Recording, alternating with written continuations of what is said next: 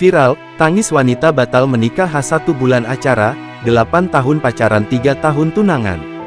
Seorang wanita tengah menjadi sorotan usai membagikan kisah pilunya. Adapun video tersebut viral usai diunggah dalam akun TikTok @unikukis_, pada Rabu tanggal 12 Juni tahun 2024 kemarin. Dalam unggahan tersebut, sang wanita menjelaskan bahwa ia telah menjalin hubungan selama 8 tahun.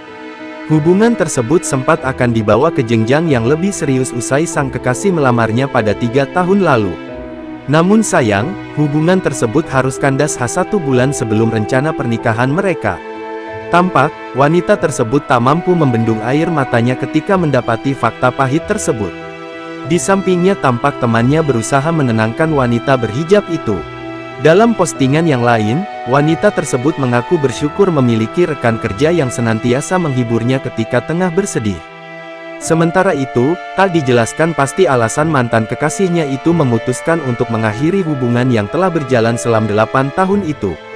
Menurutnya, pria tersebut lebih memilih untuk mencari wanita lain dibanding harus bersama dengannya. Kini, kisah pilu wanita itu pun telah viral dan diunggah ulang dalam banyak akun di media sosial.